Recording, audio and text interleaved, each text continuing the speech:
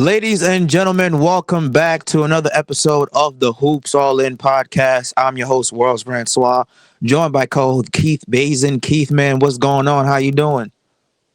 Good. Sad to see the trade deadline over, but we got a lot of moves. That's right. That's right. We got a lot of moves, man.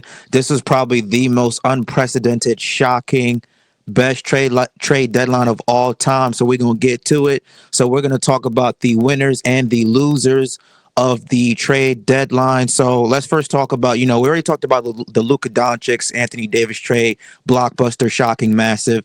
So we didn't need to revisit that. That's on the previous episode. Right after that trade happened, we had a three-team blockbuster trade in which the Spurs are getting De'Aaron Fox, Jordan McLaughlin of the Chicago Bulls are going to receive Zach Collins, Trey Jones, Kevin Herter, and a 2025 first-round draft pick. And the Sacramento Kings are going to receive Zach Levine, Cindy Zakoki. I don't know if you pronounce that name. I, Three I, first-round I, draft picks. I don't know how you pronounce that last name. And a second-round draft pick. So, Keith, what do you think about this three-team trade with the Spurs landing De'Aaron Fox, that it was his preferred destination? I think the Spurs came up huge. Everyone with this rumor coming out, there was no way that most people thought that either Stephon Castle, Devin Vassell, or Jeremy Sohan would have had to be included in this deal because De'Aaron is he's in his prime player. He has all the time left in the world. I think he's like 27, and they gave up nothing that they really cared about. I mean, they gave up Trey Jones, Zach Collins, and the guy who we can't pronounce last name. Who I mean, all backups, third stringers, and they kept all the Atlanta Hawks picks. They kept those valuable picks. Jalen Johnson is out, and Atlanta Hawks, they have their pick, and the Hawks are just going to keep going further and further down the standings with Jalen Johnson not there, and the Spurs, they got what they wanted, and they didn't give up anything they cared about. Mm-hmm. Yeah, I totally agree. And that was De'Aaron Fox's preferred trade destination. He wanted to go to the Spurs. He wanted to play alongside Victor Wembanyama. He wanted to play alongside Chris Paul, and he especially wanted to play alongside Stephon Castle. He personally said during an interview that he texted Castle and said, "Hey, I want you here." He wants to play alongside him. That could be a dynamic backcourt duo for years to come.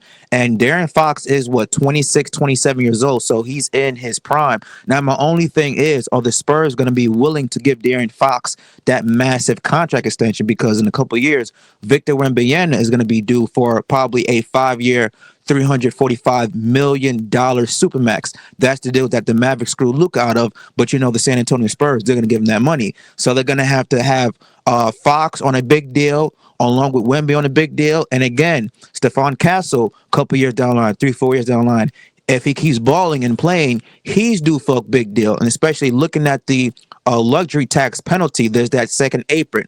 Are the San Antonio Spurs owner, are they willing to pay the heavy luxury tax if they see the team is seriously competing and contending for a championship? This fast track San Antonio a couple years ahead. They got a young but also veteran point guard who could get buckets, who is also a very, very good defender. De'Aaron Fox will get you two, 3 steals a game.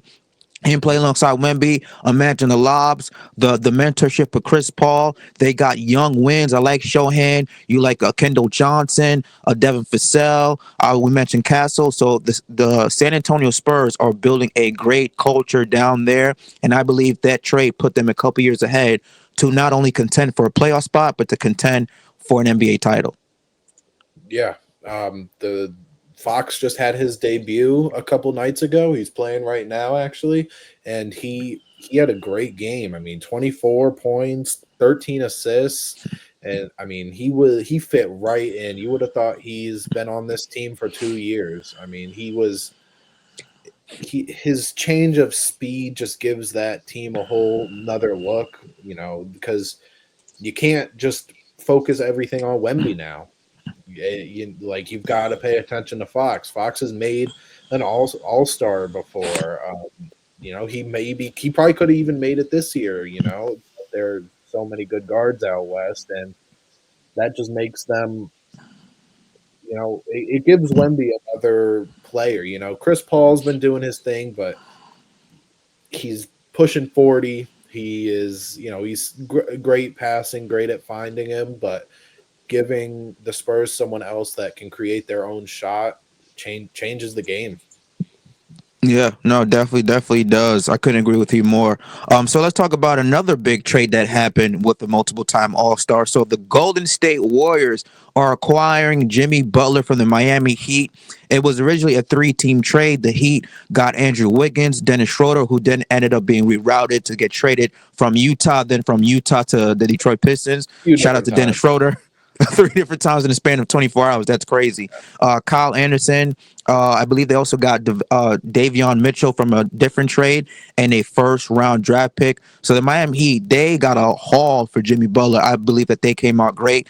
But what do you think about the Golden State Warriors acquiring Jimmy Butler, and the drama between Jimmy Butler is finally over? Obviously, on top of that, just to add, Jimmy Butler did sign a 2-year contract extension worth $121 million. So that extends him through the 2026-2027 NBA season, which is surprising because we've been hearing reports and rumors that he only wanted to go to the Phoenix Suns. He was Yep. only going to sign an extension with the Phoenix Suns, and then all of a sudden he signs an extension with the Warriors, a team that he previously denied being traded to from the reports and rumors that we heard from NBA insiders. So a bit of a swerve. What do you think about Butler going from the Heat to the Warriors? Yeah. I I think the Warriors, they get a talent upgrade for sure, and they didn't really give up too much that they care about. I mean, Wiggins has been up and down through like 3, 4 years that he's been there. He made the All-Star game infamously, obviously, in 2022, where he started and was a big reason to why they won in 2022. But I think that the Warriors, they got nervous seeing the Lakers, the Mavericks, the Spurs, the King, all these teams that are in their conference make moves that were big time and really change the landscape of those teams. And the Warriors said, we got to do something. We heard that they called every single team about every single all-star player, and they struck out on pretty much all of them. And they they didn't trade too much that they should be mad about, which I think is the good part of this. But I think that they saw everyone making moves, and they're like, we got to get in on this, or our fans are gonna come after us. Yeah.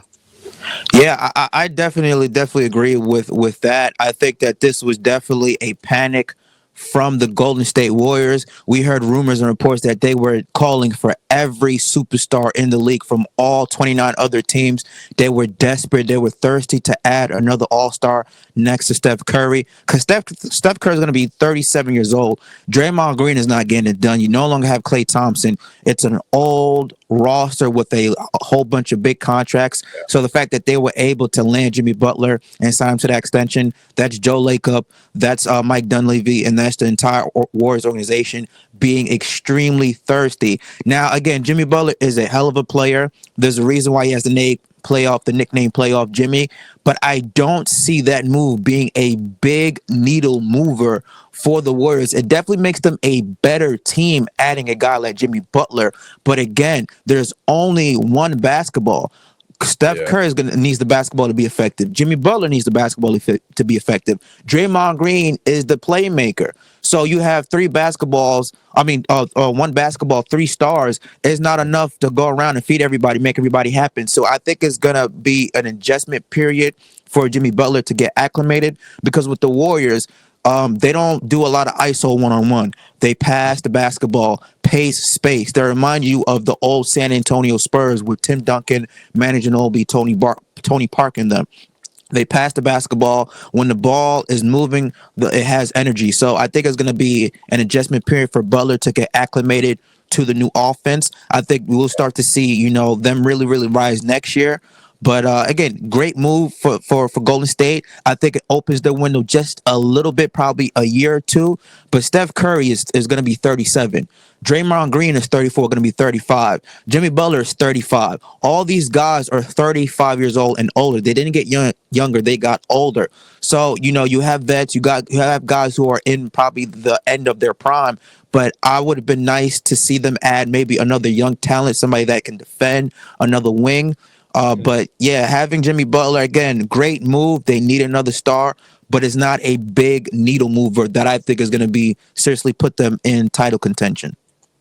Yeah, and I'm gonna cut the Warriors just a little bit of slack because everyone has said they need to make moves, and that's what they did. Is it the greatest move?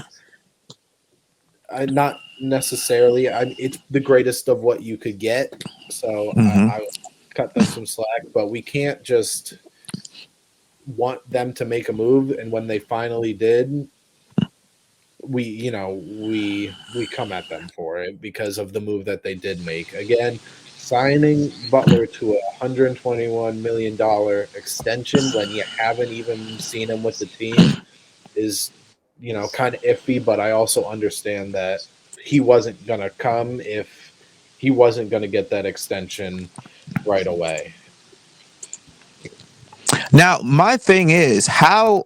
Here's what I want to ask: how in the hell did they get Jimmy Butler to sign that extension? Because again, there are reports out there that he did not want to go to the Warriors. He was dead focused on the Suns. He only wanted to play for the Suns. He was only going to sign an extension with the Phoenix Suns. So how in the hell did the Warriors convince him to sign that 2 year contract extension? Did like that just to me just makes no sense based off the stuff that we heard. Did he just say, you know what? Maybe was it because maybe when he finally realized that he wasn't gonna go to the Phoenix Suns, he just said, you know what, I'll go to the second best team that wants me, and then just said fuck it there. But what do you think about that? Because that's where I'm confused at. I think that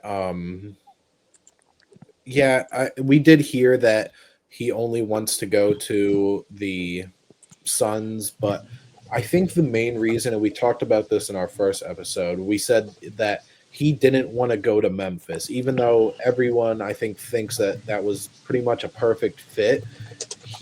I don't think he wanted to go to a team that wasn't going to sign him. If he could sign the extension and he wasn't going to like obviously like a Wizards or something like that, then I think he would have been fine going. I mean, it's Phoenix and Golden State are in very similar situations. They're guys with top 10 to 20 players of all time that just aren't living up to what they should be. They're in the play in or out of the play in, and they they're in or out of the play in, and they just needed something. So I don't know, but again, what they gave up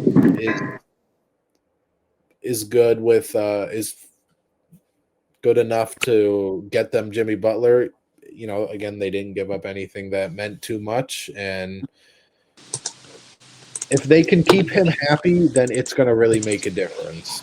You know, the Heat couldn't do that, and we see what happens with it. So hopefully, Golden State can keep him happy.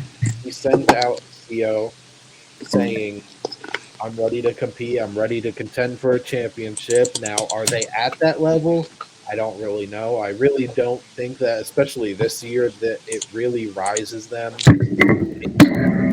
seeds. Maybe they get to have two play-in games instead of just one if they make it at all. So yeah, that's what I think. I mean, I think it didn't really matter too much on the situation as long as he was winning and he could get his money, and he sort of got both of those, even though Golden State hasn't been great this year. Yeah, definitely. I think again, it was just all about the money for Butler. He was upset that Pat Riley wasn't going to sign him to a massive extension. He was already going to make set to make $50 million for next year, but he was just upset. But yeah, so that was a big trade. Now we got another big trade from a former All Star. The Toronto Raptors are acquiring Brandon Ingram from the New Orleans Pelicans for Bruce Brown, Kelly Olynyk, and a first round draft pick, along with a second round draft pick. Probably one of the most bizarre trades that we have seen so far because Brandon Ingram, there was rumors about him not wanting to stay with the Pelicans. He wanted a Yeah, contract extension, but more so he wanted a place to win. And now he gets traded to the Toronto Raptors. Now, credit the Raptors. They're building something really, really nice over there. But this was just a bizarre and very interesting trade. yeah, What do you think about, the Raptors acquiring Ingram? yeah. I do agree. I think it is strange, but it fits right in with this deadline. A team that we didn't know had eyes on Ingram, wasn't reported about, no rumors, and that player ends up on that team. Again, the Raptors with Scotty Barnes, Grady, RJ Barrett, and all those guys, they're all these big wings that are good with the ball.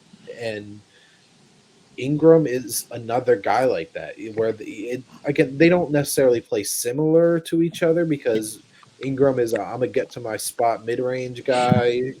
Scotty Barnes is all around. Grady and RJ are kind of more on the shooters side, but it's just you're adding another big wing, and what is that lineup gonna look like when you're completely healthy? Because you didn't move Jakob Podol, who was another guy on the market that everyone thought that contenders or those middle of the pack play in slash low playoff tier teams would go after because he is making about 20 mil, which it's hard to get guys that aren't making either a minimum or a max. And it's just, I don't know what that starting lineup's going to be when they get everyone healthy. Now, will they get everyone healthy anytime soon? Who knows? But yeah, I don't know. I don't really know what's going on, but I do think that with what you gave up, Bruce Brown, Kelly Olynyk, a first round pick and a second round pick, you, I mean, you didn't give up again too much because Bruce Brown was most likely on the move with his contract. I think he's on the last year of his deal. Kelly Olynyk is a sort of sought after center to be a backup. He can stretch the floor. And I mean, one first round pick and a second round pick is, I mean, you got him for more. I think if the Pelicans traded him 2 years ago, which is when they were supposed to, they could have got a lot more. But Ingram, who knows? He might be off this team in 4 months when he enters free agency. Yeah, I was actually just going to say that. I don't know why the Raptors did this trade to acquire Ingram when, like you mentioned, he's going to be an unrestricted free agent at the end of Yeah, this year. And there were yeah, reports and rumors that he declined a massive contract extension from the New Orleans Pelicans. So if you're the Raptors, yeah, you give up a couple of draft picks, Bruce Brown, whatever the case may be. But why would you give up even assets for a guy that possibly could be a rental for you this season? yeah, Because again, RJ Barrett's on $100 million contract. Scotty yeah. Barnes is on a max deal. They just that point guard is also Quickly. on. Yeah, quickly. Excuse me. Sorry, no disrespect to quickly, but quickly is on an extension that they just signed him Yeah, as well too. big one. So Ingram is going to demand max money because he feels like he's a max player. So you're going to have four guys in your starting lineup that'll be making well over $100 for the next 3-4 years. And again, we talked about the heavy luxury tax, that second apron. We have not seen the Toronto Raptors be a team that is willing to go in to the luxury tax, especially we don't know what they're trying to achieve. Are they rebuilding? Are they retooling? Or are they contending for a championship? After they won a championship with Kawhi Leonard, they pretty much let everybody go. Marc Gasol left. Serge Ibaka left. Obviously Kawhi Leonard left. So we don't know what Masai Ujiri is really doing with the Raptors. Now he's great at acquiring young talent, but it's all about what is your direction? Are you rebuilding? You retooling? Or are you contending for a championship? And again, Scotty Barnes is about what 24, 25. I think it's time for them to start really contending for a playoff spot because they have the talent. They're a very good team. But again, to give up an asset or two probably decent draft picks for a guy who's going to leave you in the next 4 or 5 months of free agency, possibly because he's going to demand a lot of money. I don't know what the move was that. Maybe it was for salary cap relief, but again, Bruce Brown was not on a massive contract. So I'm just really, really lost about that trade. I would have liked Brandon Ingram to go to a contending team.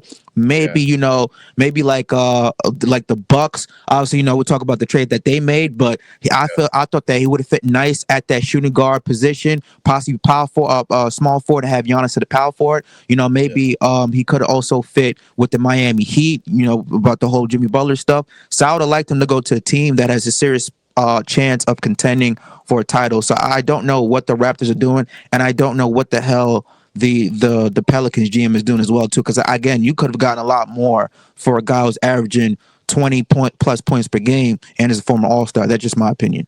yeah. I think again the Pelicans traded Ingram a little too late to get the multiple first round picks that he's normally worth, especially with him being on the last year of his contract. But again, back to the Raptors side, like the Raptors suck. They're in the Cooper Flag, Ace Bailey, Dylan Harper sweepstakes right now. They want to be bad, and the fact that you're trading for a guy that is what everyone thought was going to a win now team or a playoff contender at least is it's just strange because again you there's no way you're extending him when you have quickly Barrett and Scotty Barnes all going to be or are right now making max money, and then you've got Grady Dick who's been great this year. He slowed down a little since the start of the year, but he's turning into more of a scorer than just a shooter, which everyone thought he was. And then whatever your top pick is going to be this year, too, whether it's Cooper Flag or whether you're at like the 10th pick or something, there's no way that I can see Toronto extending him. And if they do, then maybe he stays for the trade deadline next year or maybe offseason next year. But he's not going to be on this team long term. There's no way. Yeah, no, definitely agree. Again, very, very bizarre trade. So let's Yeah. talk about another big trade that the Lakers made outside the whole Luka Doncic AD. So the Lakers are acquiring center Mark Williams from the Charlotte Hornets for Dalton Connect, Cam Reddish, and a 2031 unprotected first round draft pick and a 2030 pick swap. Now, I had my own thoughts and opinions about this trade. Obviously, you texted me and I said, listen, I understand the Lakers need a center, and people who are not familiar with Mark Williams' game, he is a Yeah. walking double machine. He's long, he's athletic, he can defend. He's exactly what the Lakers needed. They needed a rim protector, but they gave up Dalton Connect. I would have not have given up Dalton Connect. I would have done everything in my power if I was Rob Pelinka to not include Dalton Connect in that trade. He's a knockdown shooter. Dalton Connect has all-star potential written all over him, especially again, he's a 4 year college basketball player. He fit right into the system with the Lakers. He was exactly what the Lakers needed. So that's just my opinion. I understand that the Lakers needed a big, but I'm just a big fan of Dalton Connect, and I think that that's going to be a massive, massive loss down the line for the Lakers. Now, for the Charlotte Hornets side, I Hmm. like what they're building with that 3 guard rotation, man. Obviously, LaMelo Ball, face of the franchise, Brandon Miller, and now Dalton Connect. You got some snipers on that team. Michael Jordan is no longer, the team owner, so they're gonna be able to make better decisions in terms of drafting young players and building a more structured roster. But that trade, I think both sides won because again, the Lakers needed a big. You don't really need another shooter. You got, obviously Luka, LeBron, Vanderbilt, and Rui Hachimura, who's been knocking down some threes. But I did not agree with them trading away Dalton Connect. I'm a big fan. Hopefully that don't come back and bite the Lakers in the ass. What do you think about the Hornets and Lakers trade? Yeah, like you said, I think I like it for LA a little more. Now, I know Mark Williams has missed almost 60% of his career games so far, but when he does play, I mean, a few games ago, he had like a 38 and 16 game and he doesn't shoot he's not a three-point shooter, so he's getting all that in the paint area or as this guy who can't shoot. And I'm sure most people have seen this, but Mark Williams has a 9'9" reach, which is, I believe, the biggest or the longest in the NBA. Wemby, for example, has a 9'7" reach, so even he has a he has a longer reach than Wemby, who is tallest or second tallest player in the league right now. And now I connect. I know that he's had a great start to the year. He's had, he's been a bright spot for LA, even though they're not looking too bad right now. But I think that there was no way if you did want Mark Williams that you weren't going to give up Dalton Connect, because there was a video. It came out that the Hornets wanted to draft Connect in this draft. They obviously did not, but they really wanted him because he was a 4-year player, like you said. And most of those guys that get drafted in the lottery or right outside the lottery in Connect's instance, they turn out to be competent players right off the bat, and they normally go to a contending team like an LA, like a team that wants to compete and doesn't want to just develop a 19, 20-year old. And so I think that LA got the better part of this, again, even with the injury things. I love Mark Williams. I he's one of my favorite centers, and I think what he can do when he is playing is great. Now he's not gonna do what Anthony Davis did defensively. Obviously, Anthony Davis is maybe a top 3 rim protector in the league, but I think what he can give you some scoring, which most centers don't give you unless you are top of the top, Jokic, Embiid, Wemby, so on and so forth.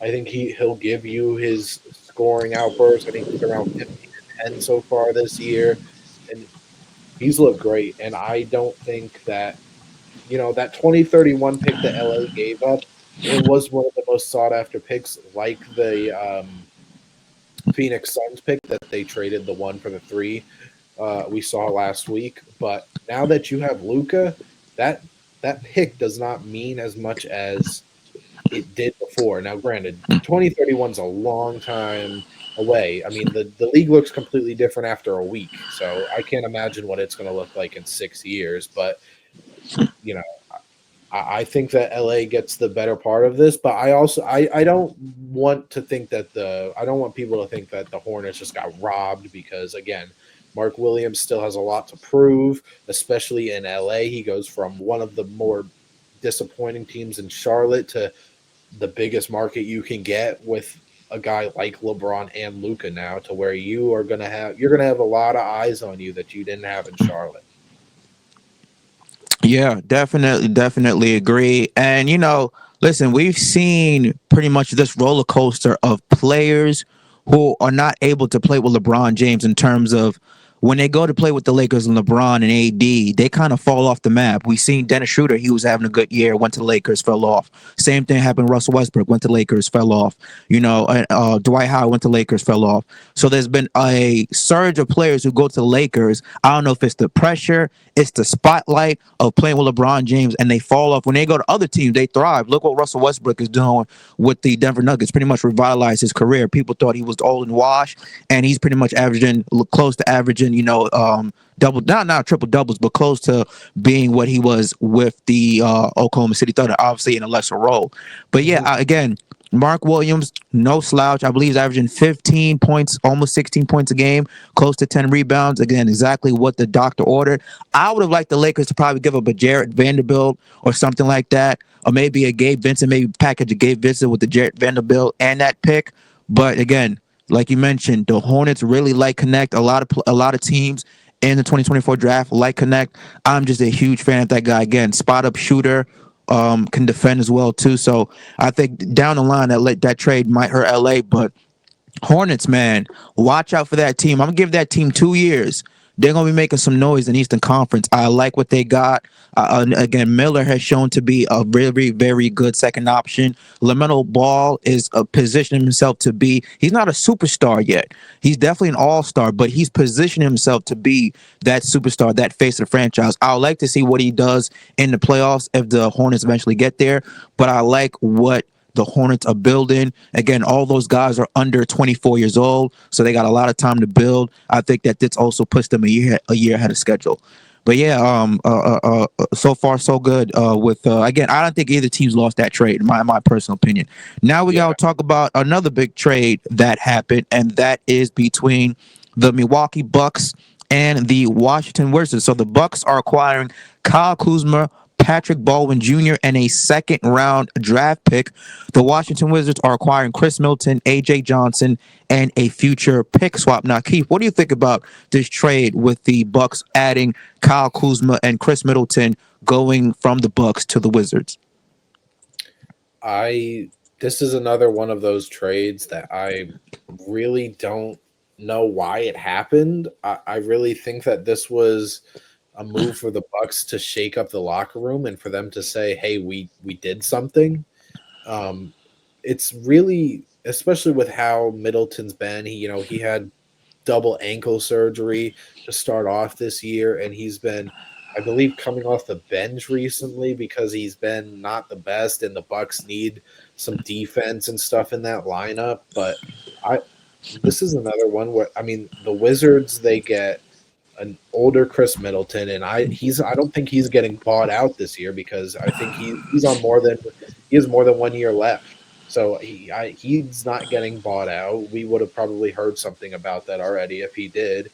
And what are the I don't know what the Wizards really are doing. They're keeping these guys like Malcolm Brogdon, and now they have Chris Middleton and just traded for Marcus Smart, who might get bought out as well. But I really don't know what the Wizards were doing. Maybe I mean we know Kuzma wanted to get out.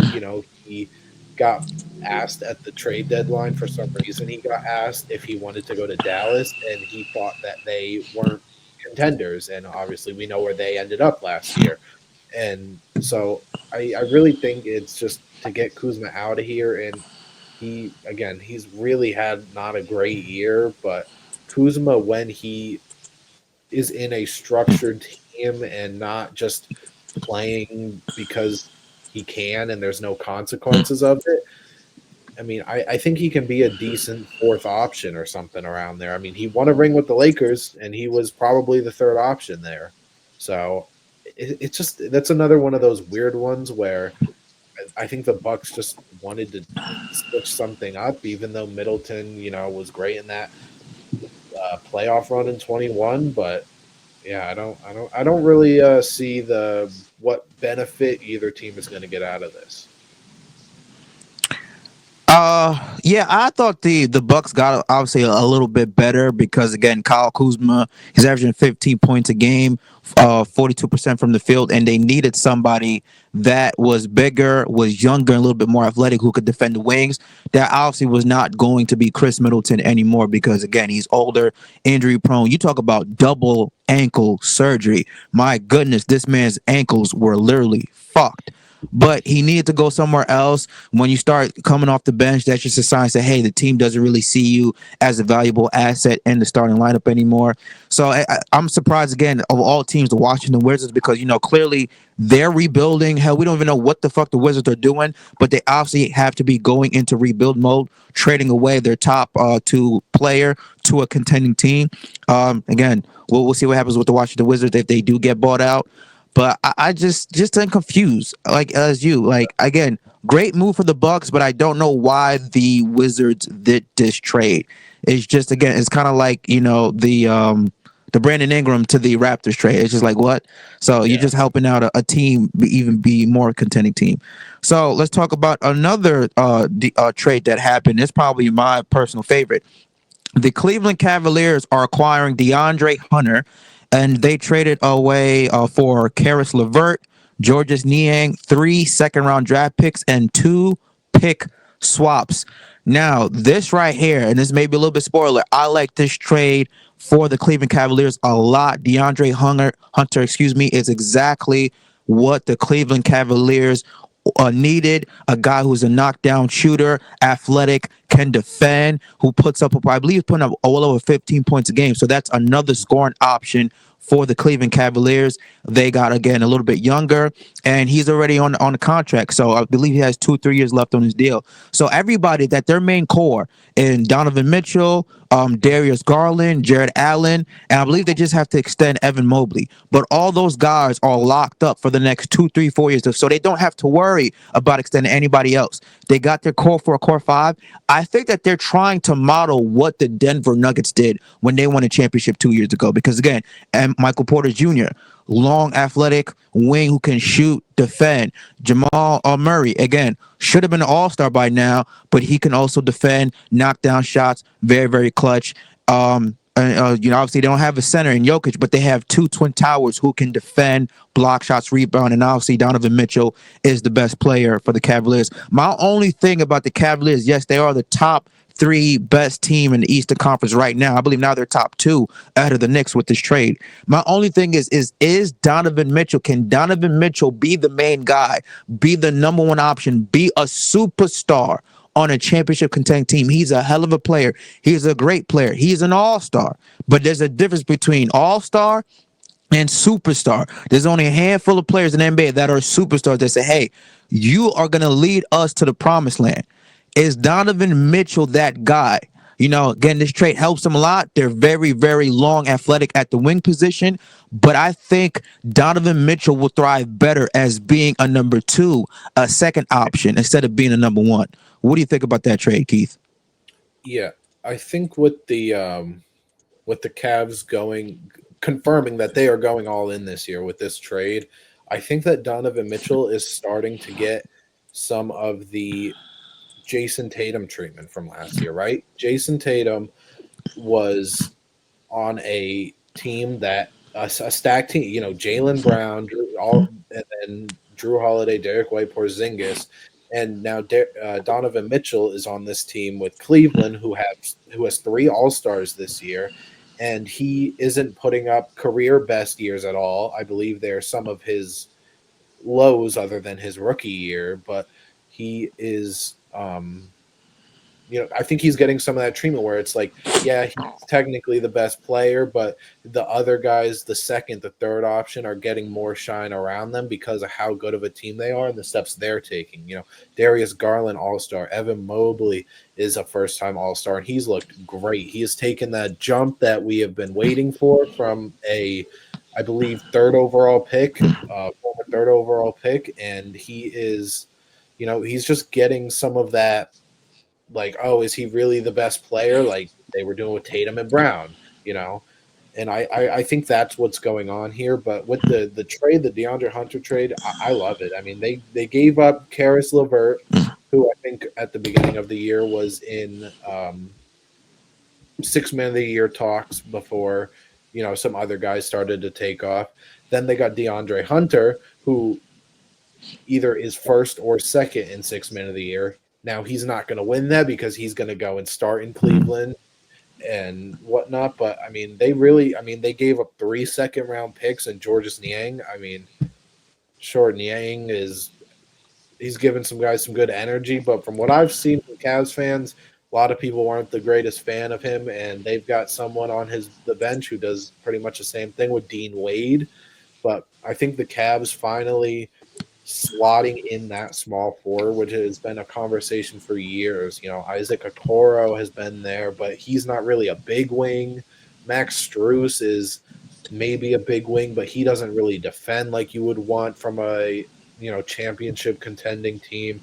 And now getting DeAndre Hunter, who I checked is averaging 19 points a game on 39% from three this year, really just ties that whole team together because now you've got a solidified starting five.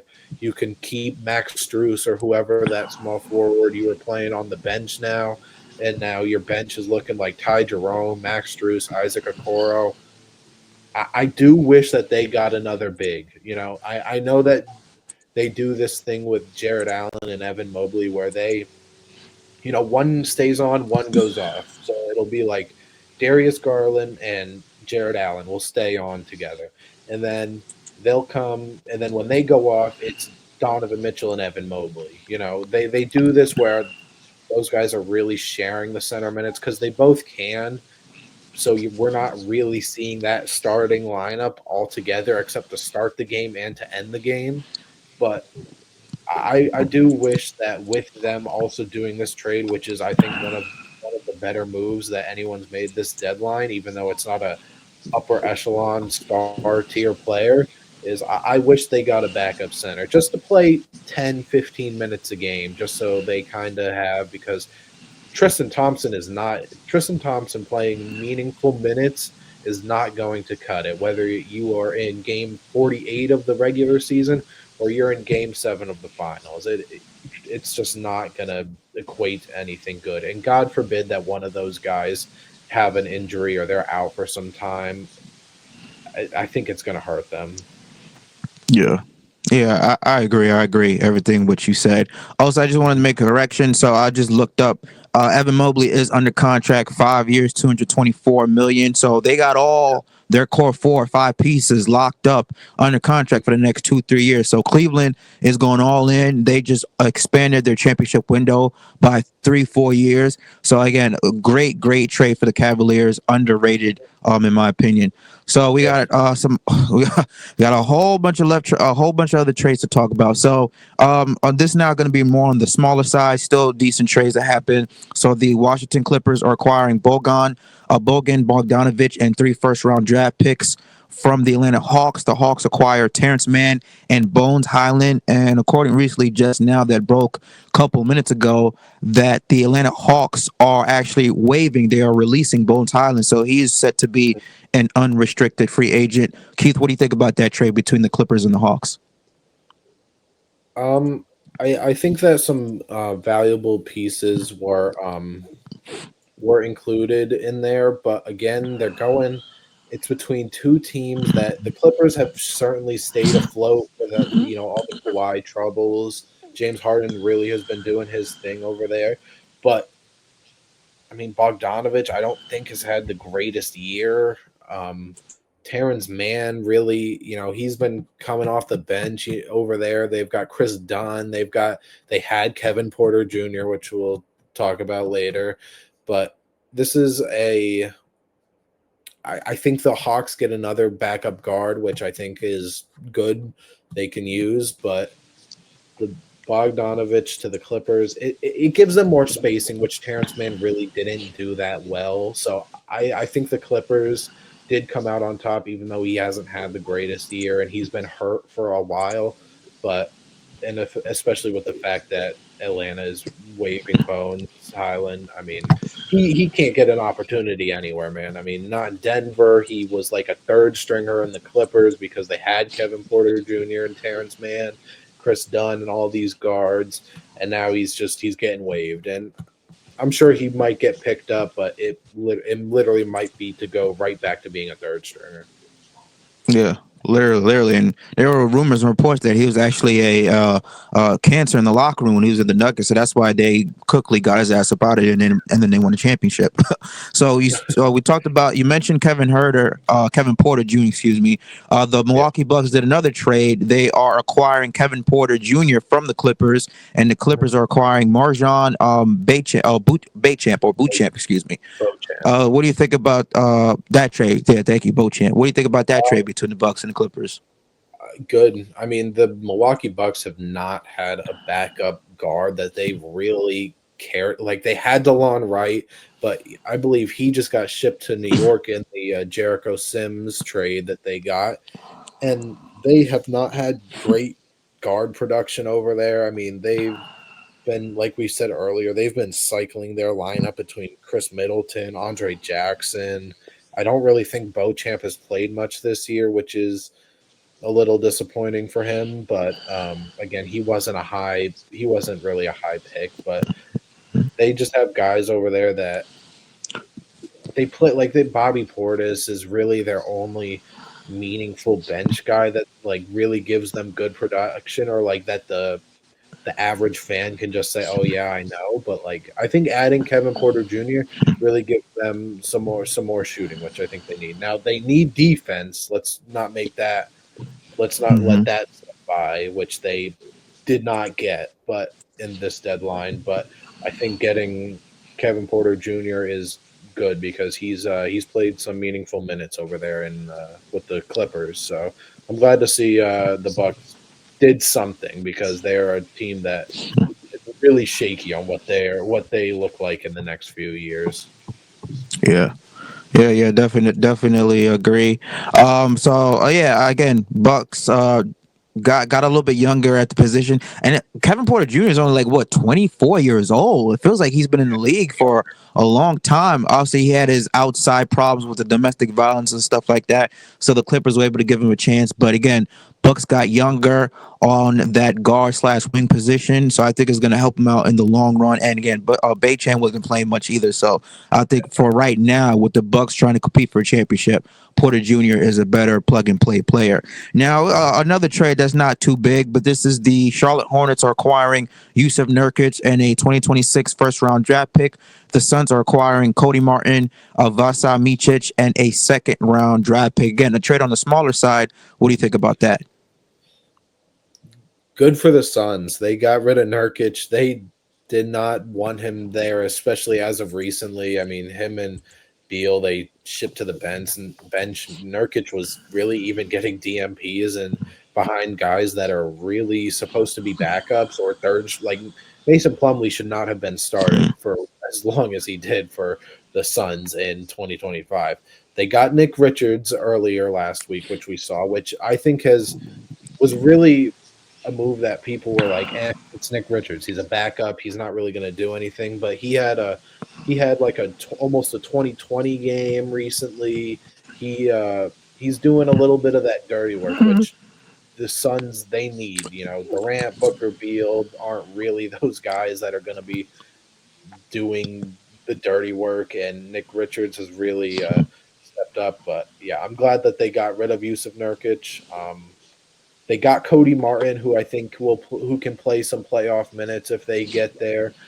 He's shorter than his brother, who also got traded, Caleb Martin, but and not as good. But I think he can provide some of the similar things. He can defend. He's a decent rebounder for his size, and he could provide some ball handling and outside shot making, which sure again added to the group of guys who can make outside shooting. Again, like the Bucks, I would have loved to see if they got a little bit of defense in there because they're really relying on Ryan Dunn, who's a rookie, and some of those guys like Royce O'Neal, now Nick Richards. But I think that the Suns definitely they probably walked away happy, even though they had to give up a first round pick to get rid of it. Yeah. Yeah, definitely. For the Suns, said pretty much what I was saying. You know, Yusuf Nurkic was becoming a cancer in the locker room from what we've been hearing, so they had to deal with his ass. Now the only thing is with the Suns, what's next? Because is now Bol going to be able to play more? You know, because now they lose a valuable big body. Even though Nurkic was becoming a cancer in the locker room, he was still putting up valuable minutes and valuable points, and along with rebounds. So are they going to play KD more at the five? Or are they going to start playing Bol more? You know, I believe they also got Nick Richardson, I believe as well too. Yeah, So I think some also he'll get some Iguodala nice burn. minutes. Some Yeah, also Iguodala minutes, who was a pretty good passer, which we've seen, but they just got rid of a guy that passed the ball. So we'll see. But yeah, I think Nick Richards is definitely the full time starter there for the foreseeable future. yeah, oh, for sure, for sure. All right, two more smaller trades to talk about because again, we can't go over everything. It was just so much trades that happened. So, Washington Wizards, not Washington Wizards, excuse me, the Memphis Grizzlies were trading Marcus Smart to the Washington Wizards. So the Wizards are receiving Marcus Smart, a 2025 first round draft pick. The Kings are receiving this guy named Jake La Riviera, and Arabia. the Memphis Grizzlies are Lavravia, and the Grizzlies are receiving Alex Glenn, Colby Jones, and two second round draft picks. Now, what do you think about this trade for the Washington Wizards? And are the Wizards going to, again, as you mentioned before, release waive Marcus Smart, who I believe would want to go to a championship contending team and not a rebuild? Yeah, Marcus Smart, since he got dealt from the Celtics, it's really been a rough 2 years for him, year and a half. He's been hurt so much that we never even really got to see what Marcus Smart could contribute over there in that over there in Memphis.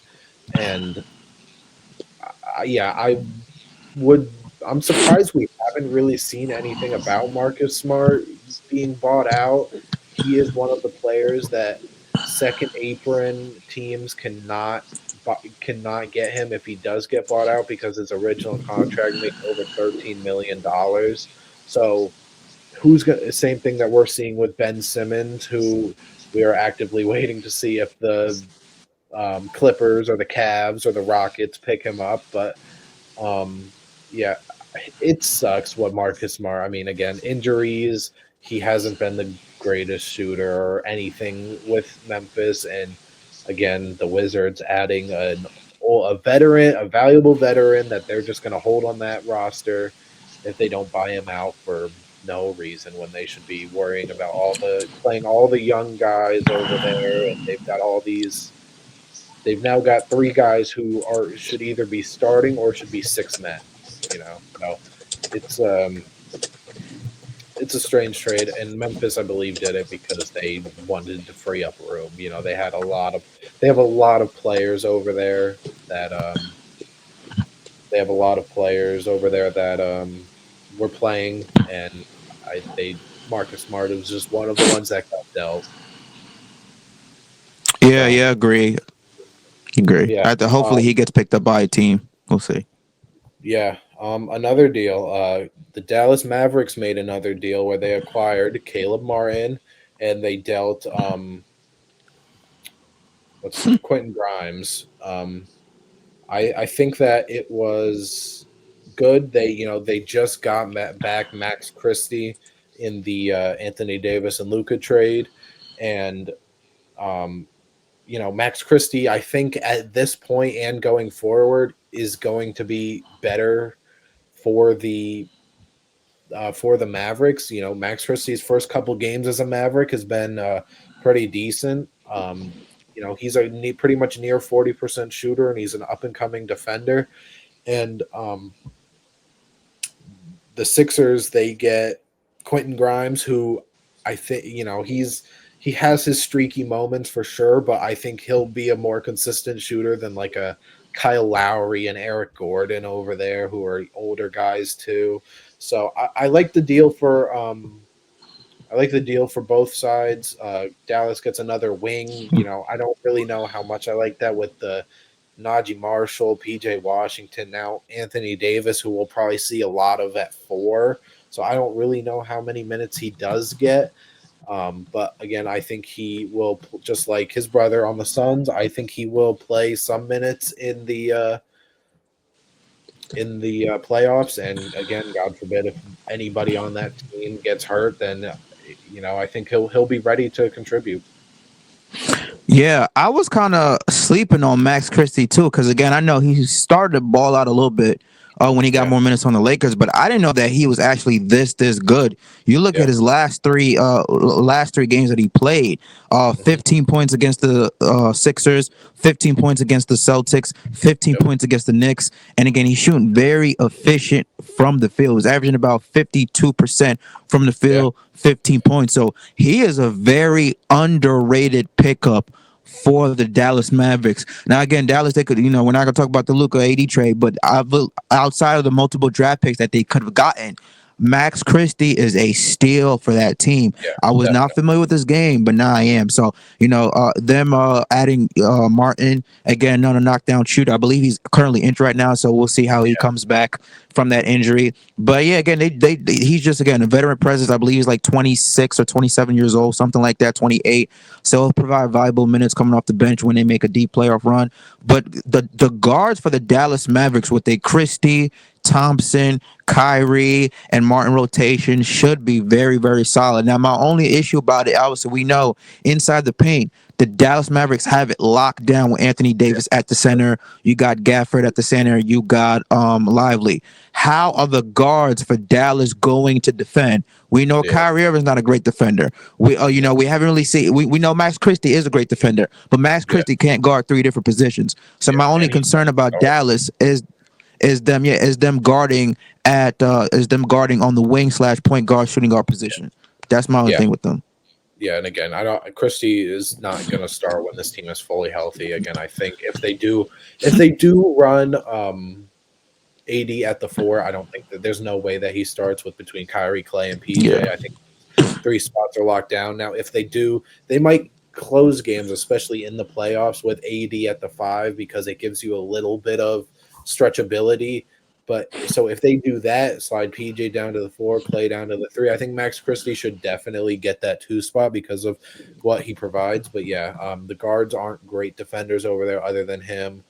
Again, the defense and the paint, the anything, within that 3 point line, within that painted restricted area, the Dallas Mavericks are going to have locked in. And again, with the defense, with the wings, PJ Washington is going to have to.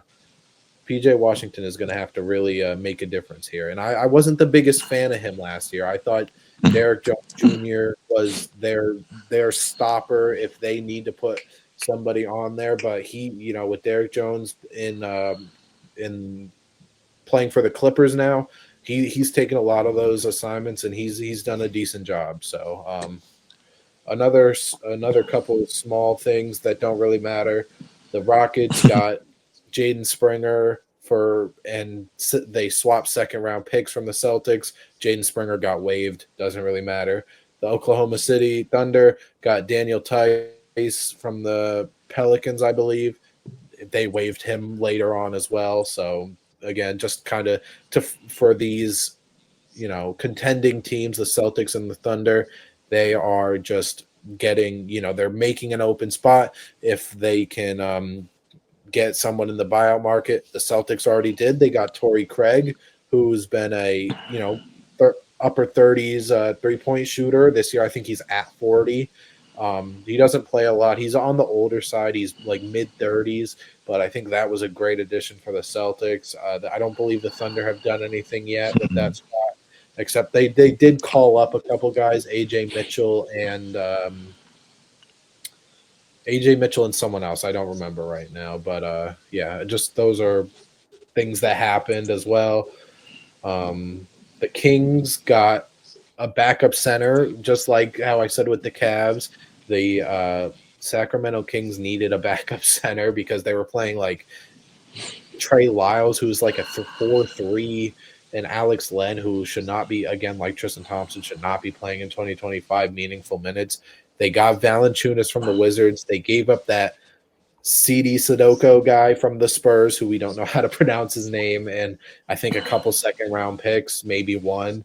And Val I think he had a good first game. He did play last night alongside him and his new teammate Levine. But that's another, I think, underrated pickup because they really needed a guy that they can rely on to play center when Sabonis isn't in the game. And Valanciunas has been, he's not flashy whatsoever, but he'll get you some points, he'll get you some rebounds, and that's what your backup center should do.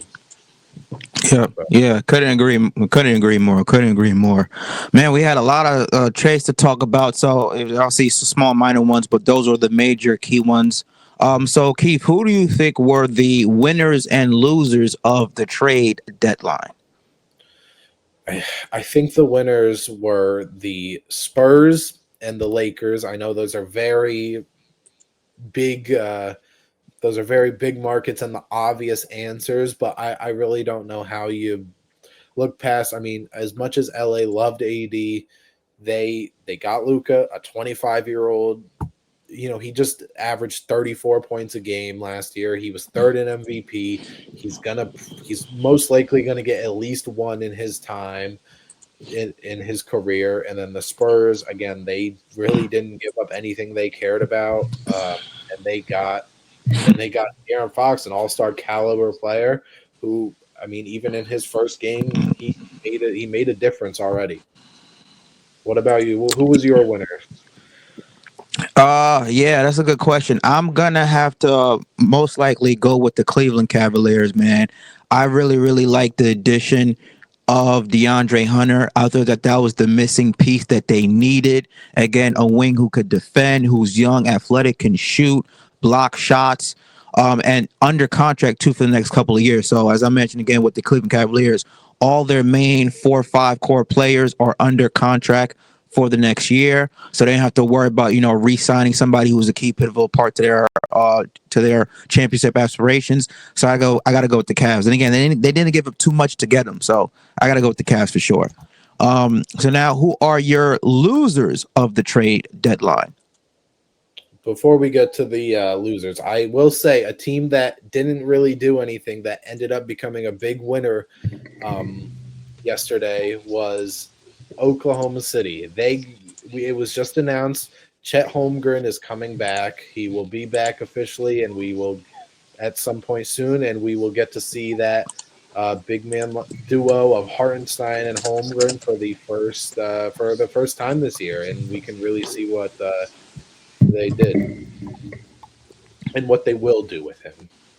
But yeah, Hmm. for my losers, um, I've got to say the Bulls and the Hawks. Again, the Hawks, they gave up Bogdanovich, they gave up DeAndre Hunter, and they got guys that they really don't care about. I can't imagine that Terrence Mann will be on the team for more than a year and a half, 2 years. They already waived Bones, so and obvious sadly they lost Jalen Johnson, and they also didn't deal Capella.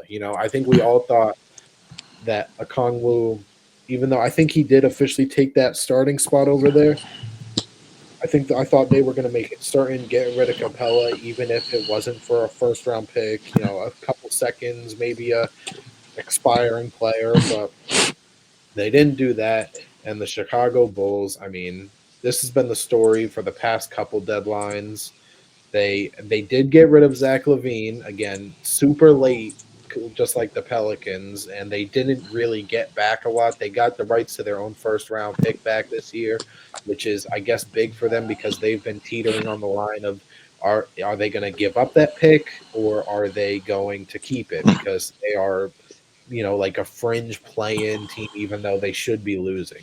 They they extended Lonzo, which we didn't talk about, but I thought Lonzo was going to get bought out. I thought he was going to get traded. I thought something like that, where he was going to go to a team and play meaningful minutes again. And they didn't trade Vucevic at all, which again, I think that the Bulls just need to trade like all those old guys. They need to start fresh. They have a ton of point guards over there. And with them extending Lonzo, I really don't know. I mean, I was watching a game where they literally started Josh Giddey, Kobe White, Zach Levine, and Io DeSumo. They're all point guard, shooting guards, and then Vucevic. And like they have so many guards. They didn't move any of them. They didn't move Vucevic. They extended Lonzo, who should be on a meaningful team, and those are my losers just because of the either with the Hawks' unfortunate circumstances that they've been dealt, or the Bulls just not knowing what the hell they're doing over there.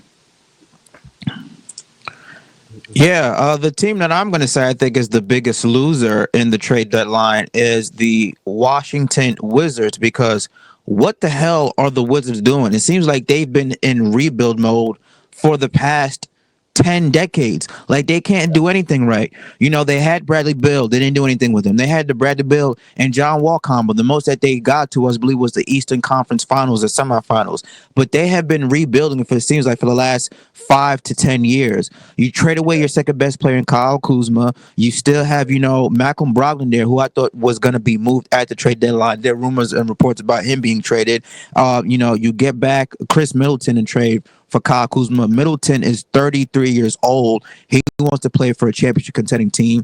You Yeah, have again Marcus Smart, which I think that they're going to eventually buy him out because he wants to play for a championship contending team. The yeah, Washington Wizards are not going anywhere. This is a 9-41 team. yeah, Every single year, they're picking in the lottery year after year, and they can't seem to get their draft picks right. They always go from the coach to coach. If I'm the owner of this organization, I sell the team because, again, they're just like stuck between purgatory and hell. They do not know. I don't think they have any idea what they're doing. Now they have Alex Sarr. You obviously going to build around him. He was a top yeah. pick in the draft, along Mhm. with Jordan Poole. But all these other guys on the roster should be moved, Yeah. and they're still here. So that's who I have as the losers of the trade deadline. Washington. I don't know what the hell they're doing. And again, trade away your second best player for a bag of cookies. I Yeah, don't know. So yeah, I couldn't agree more. That's a good one too. yeah. Yeah, so we talked about a lot of stuff from the trade deadline, man, our episode, but it was lengthy. Now, before I go, I want to ask you this, Keith. Was this the best trade deadline in NBA history? Because remember, the last episode, you were kind of concerned and thinking that this trade deadline might be dead. It might be whack. It might not be a lot of activity. But once the Luka and AD trade happened and then Fox gets traded to the Spurs, all the floodgates just opened. Was this the best trade deadline in NBA history? Yeah, you're right. I mean, I definitely said that I was worried that this might be another nothing trade deadline, and then 24 hours later, we see the biggest trade that's ever happened, pretty much. But and I've heard this from other people. Is it the best trade deadline of all time? It feels crazy to say, off the first time you hear it, but I can't really pinpoint another trade deadline that was, that had this much player movement. We had a record of 63 players moved in the trade deadline, which is the most that we've seen. So off without going too much into it, and a lot of the things I'm thinking about being in free agency during the off season, I think it might. I mean, there were so many all star caliber or former all star players that got moved. I mean, Luca, AD, Levine, Fox, Wiggins was an all star once upon a time. I mean, it was definitely one of the more exciting trade deadlines because again, maybe not a lot, but some of these trades, the Ingram, the Luca trade, obviously, were, and even Butler to an extent, was we didn't really get an update or like, oh, hey, they're preparing to do this or they're in talks for this. So I think it was definitely one of the more shocking ones, even though I did say, or not say, I thought that the way that Kevin Durant talks were heating up, I thought Durant was out of there, but then that obvious he Shams confirmed with like 90 seconds left on the trade deadline last night that the Suns were not trading him, even though they were listening to offers all day.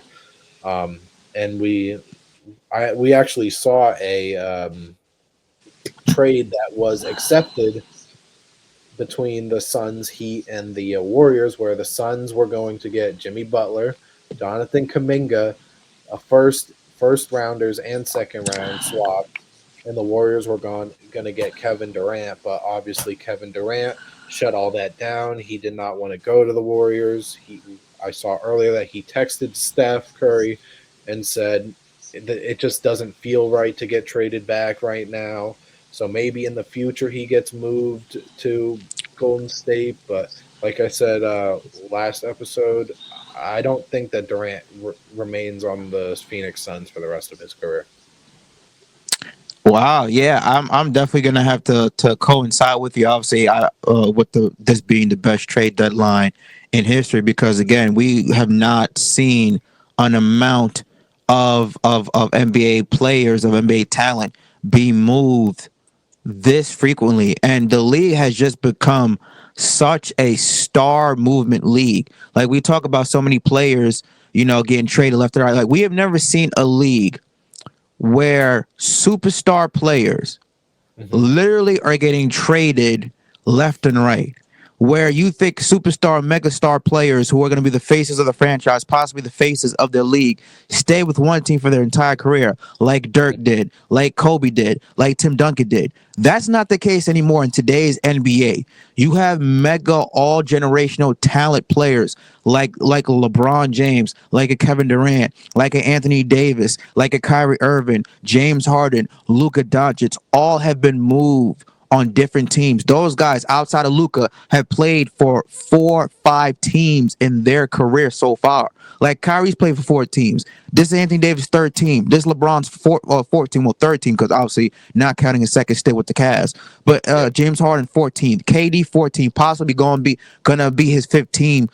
yeah, Well, fifth time getting traded, but 15 going back with the Warriors. So it's just we have never seen anything like this with this league, where all world NBA generational talent is getting moved left and right. And who's to say what's going to happen next year, next year's trade deadline? Because some names that might be brought up. Who knows if they decide to trade Kevin Durant again? Who knows if the Phoenix Suns say, hey, you know what? We're stuck in the middle of nowhere. Let's trade, Devin Booker. What about the Hawks with Trey Young? There's been rumblings about him being unhappy and he wants to win right now. So Trey Young might be on the move because he's another all world player. So Yeah, the amount of star talent that is being moved in the NBA, it's very, very shocking and riveting, but it goes to show you the player movement and the player power that they have. If they're not happy in a situation, they're not happy with a team, move. Because yeah, again, goes back to this, fans and these NBA commentators and all these think pieces are saying, well, why don't NBA players never show loyalty to organizations? Because organizations do exactly what they did with Luka Doncic, the AD. They trade yeah. you, don't even tell you that they're even thinking about trading you, and you have to find out on the internet that you're being moved instead of Mhm. these organizations, GMs, and team owners having basic communication skills. So I'm all for it. I'm all for player movement, player mobility. And if the player has to do what's in the best interest for themselves, their pockets, and their family, if it comes at screwing over the organization, so be it. Because time after time after time again, these organizations always screw over these players. And not to go on a rant, but Dennis Schroeder said this, I believe, a couple days ago before he got traded. The span of 3 times in 24 hours. That he said the NBA trade deadline is like modern day slavery. Yes, that these players are getting paid a whole hell of a lot of money, but they still are being moved from different cities, different states. When you get traded, they have to uproot and pack their family and go to that state, that city the next day. It's not like you're working a 9 to 5 where you already settled in the state. You have a home. Your 9 to 5 job is not going to ship you halfway across the country and go tell you, hey, now you got to go work for a new company. These players have to go work for new companies every single year. And people are forgetting, yes, they're multimillionaires. Yes, they're famous people, but they also are human beings. They got families. These people got kids that they got to put in school. They got, homes that they got to buy. I'm talking about, like, when Andrew Wiggins got traded from the Warriors to the Heat and part of that Jimmy Butler trade, Steve Kerr was very, very visibly sad and upset. He just mentioned that Andrew Wiggins, excuse me, had a third child not too long ago. His 2 other kids were in school, and now he's got to take his family, sell his house because he's no longer living in the Bay Area, go down to Miami, probably find an apartment, try to find a new home if he's going to stay long term, try to put his kids in school. You know what I mean? That's a lot on his plate on top of focusing on basketball. So I think these players, these fans forget the fact that yes, they are multimillionaire athletes, they have generational wealth, but it still affects them. It doesn't matter how much money you have at the end of the day. You're still a human being and you still have real life shit that you have to go through and worry about. But that's just my little rant. But yeah, again, if these players got to do what's in the best interest for themselves, for their family, for their pockets, and it comes to screwing over the organizations, then so be it. I'm always fuck the organization. It's always about player movement. But circling back, this has to be the most outrageous trade deadline we have ever seen of all world NBA players, all first team players getting traded, superstars getting traded, multiple time all stars getting traded. Now we don't even think no one's really untouchable besides maybe like 3 or 4 Yeah, players. But everybody else, if you think, oh well, that's a 10-time All Star, he might be traded next year. You never know. yeah, yeah, definitely. And with the house thing, it came out that Luca bought a $15 million home a week before he got Mm-hmm. traded. He, Yeah. I mean, cried. I mean, as he should. But yeah, that it's just unfortunate. Again, I am all for tell the players, for whether they are as big as Anthony Davis, Luka Doncic, or they're as not well known as the what is it, the CD Sikoso dude. Like, you tell Yeah. all of them, you know. I mean, Dennis Schroeder was probably going through a just a mountain of emotions yesterday. I mean, I think he was on 4 teams in the last 24 hours, and I mean, it's not that long ago that he just got traded from Brooklyn, so to Golden So State. he So literally played 5 teams on 5 teams yeah, this year. yeah. That's So you crazy. spend. It's like he walks in and they're like, oh yeah, we rerouted you because that's a lot of what that was. He was a part of the Jimmy Butler deal, and then he got rerouted after that. He went to Utah, and now I think he's staying packed in Detroit, which I think was a good, which was a good spot because Detroit needed another ball handler over there, especially with Ivy pretty much out for the year. So Yeah, very, very solid pickup for the Pistons again. Not too long ago when he was on the Nets, Schroeder was averaging almost 18 points a game. He was looking like he was going to be consideration for All Star smart until Nets was like, "Hey, we're tanking. This guy's playing too good. Ship him out." But yeah, it's again traded 5 times in the span of a fucking couple months and 4 times in the span of 24 hours. That's insane. That's really insane. But that's nuts. that's why that's why we're NBA players because I crash out if I find I got moved 4 different times. I'm like, what the fuck? Yeah, but You when you know see what I that mean? paycheck, it gets a little bit better. Yeah, that's true. That's true. And I think that the teams also cover like if you got to get an apartment, I think they cover Yeah, that they do for for the you for a first certain amount of time. Yeah, thing, or yeah, they have stuff ready for you just in case. But in that case, where they know that they're not staying there, I can't even imagine that he got on the flight to Utah. Like he yeah, probably, again, did he think he was going to get moved that much in one day? Probably not. But like he probably didn't even get on the flight to go to Utah, or to any of those other places. So.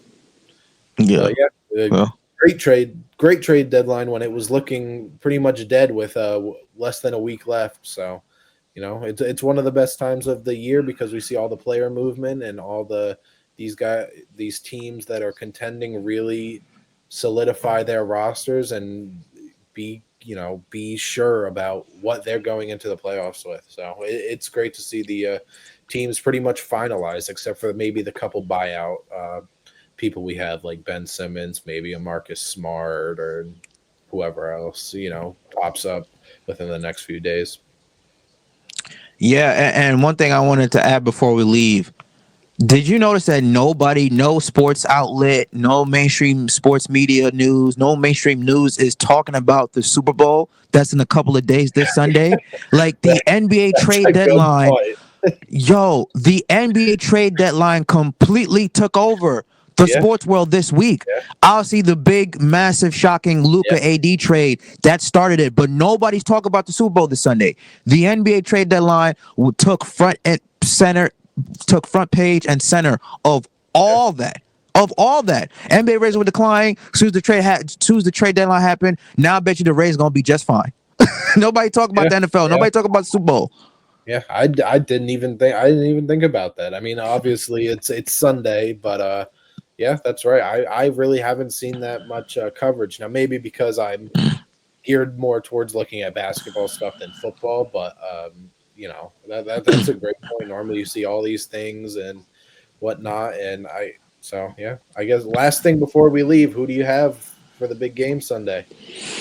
Oh, I I want the Hold Eagles to win because I do not want to see a Chiefs three-peat. I genuinely don't because I'm tired of them showing Taylor Swift every 2 seconds. Nothing against Taylor Swift. She's a great artist, probably a great human being. Don't know her from a can of paint, but I'm tired of them always fucking pointing the camera at Taylor Swift. It's a cash grab. It's a money. It's a ratings boots. It's about these girls who don't know a damn thing about football. These little girls who are fans of hers. Well, oh my god, look at Taylor Swift. You don't fucking watch football, okay? And don't even get me started with the referees even putting the Chiefs in the damn Super Bowl to begin with. They should have lost to the Buffalo Bills. That was a first down by Josh Allen. The Buffalo Bills and Josh Allen got ripped off. They got screwed over. So it should have been the Eagles versus the Bills. But since we have the Eagles versus the Chiefs again in a rematch from 2 years ago, I am praying that the Eagles win. I'm not an Eagles fan. I think that fan base is truly disgusting. I've been to Eagles games before. I want to punch every single one of them in their mouth. But I'd rather have the Eagles win than having a Chiefs three-peat. I do not want to see Taylor Swift. I do not want to see Patrick Mahomes, aka Kermit the Frog. I do not want to see Travis. What's his name? Travis. Who's that tight end? Kelsey. Uh, Travis Kelsey proposed to fucking Taylor Swift. I do not want to see people start even comparing Mahomes to Tom Brady with the GOAT conversation. Brady has 7 rings. Mahomes is great. He's already a top 5 quarterback of all time. But people don't even start talking about Brady until he won like 6 championships. The man didn't even get 5 rings. We like, whoa, Mahomes is the GOAT. Let's calm the fuck down. We need to go back to reality. Mahomes need to be humble a little bit. The Chiefs need to be humbled. I hope they get their asses whipped. But I know the referee's gonna keep it in the game, and they gonna show Taylor Swift every 5 seconds. I want the Eagles to win. I'm not gonna watch a majority of it because again, my team is not in there. Neither of my teams are not in there. But I'll just watch flip it here and there. I think this is gonna be the least watched Super Bowl in history because of this shit. But I'm hoping that the Eagles pull off the upset. Please do not lose to this team again twice in the span of 3 years. That'll be embarrassing. But that's my rant. Who do you have winning the big game? I agree with what you said. I do not like most of Philly fans either, whether it is the Sixers, the Eagles, whatever. So but I think I have to go for the Eagles as well, just because I think, like you said, people are tired of seeing Mahomes, and they want to see the villain, as he says, to get taken down. So, and yeah, I mean, it would be nice if the Bills were here. It hurts a little bit more. Josh Allen won MVP too, so that was announced recently too. But yeah, I've got to agree. I got to go with I'm going with Philly this year. Again, hopefully, I know we've seen this matchup before, and it didn't end too well for the Eagles, but hopefully they can get back this year. Yeah, hopefully we'll see. And they got Saquon, which is a big boost. And Saquon's birthday too this Sunday, so it'll be a very, very nice present for him Birthday to boost. win a Super Bowl trophy. Yeah. So Yeah. let's get it done for him, man. But I don't know. We'll see. We're praying. The referee's gonna have something else to say about it. Hopefully they're gonna have to overcome the refs. It's literally gonna be an 11 versus 18 game. Yeah, That's how every time I see the Chief play, it's the referee's always on their fucking side. It's crazy. I am even though I don't necessarily want the Chiefs to win. I am hoping for a close game. I don't ever want a Super Bowl or anything to be a close game unless my team's in it, of course, and we're winning. But I don't, for the finals, the Super Bowl, World Series, whatever. I don't want to see a blowout. I want the Eagles to still win, but I don't want to see a blowout. Make it interesting. We've got Kendrick Lamar and SZA for the halftime show. So let hopefully it'll be a good Super Bowl, and the Eagles will win. Even though, again, not a Philly fan whatsoever, but that just shows you how much I think people are sick of the Chiefs, unless you are a Chiefs or Mahomes or Taylor Swift fan, maybe. Yep. Yep. That shit needs to come to an end. It needs to come to an It end. is crazy because they show her even when it's not Kelsey scoring or catching. Like, I understand if he scores a touchdown or if he, gets a catch or, gets some yards, but when they're running the ball and Kelsey isn't even near the play or doesn't have really any effect on the play, we don't need to show her jumping around with Caitlin Clark or Travis Kelsey's mom or whoever she's in that suite with every single Hmm. play. So, Yeah. and Yeah. We're tired of I'm that pretty shit. sure that the Chiefs have won the Super Bowl every year that Taylor Swift has been there, which I think has been the past two. So, Hmm. maybe she's got some voodoo going on over there. She's, maybe their good luck charm, I guess, but Or hopefully maybe it's that, the money. it may be, but but yeah, I think the Eagles can pull it out. They've got great defense. The um, the Chiefs obviously have a great offense, with that power behind Mahomes and all that. But I do think that the Eagles have a chance from a guy that doesn't really pay too much attention to football. So Yeah. Well, the Eagles do have a great offensive line, but the yeah, Chiefs, their pass rushing is crazy. So it's going to be great O line versus great D line. That's going to yeah, be where the trenches are going to be won, in my opinion. okay, Yeah. yeah. Yep. All right. So that is it for another episode of the Hoops All In podcast. Catch us again here weekly. You can subscribe to our YouTube channel at Hoops All In. Listen and subscribe to wherever you listen to your weekly podcast. We're on Spotify, Apple Music, Podbeam, iHeartRadio, wherever you stream your podcast. We are there. For Ross Francois, Keith Bazin. Catch us again next week for a brand new edition of Hoops All In. We'll catch you guys later. And next week is going to be the All-Star break. So let's see how that turns out to be. All right, guys. Take care. Have a blessed day. Peace.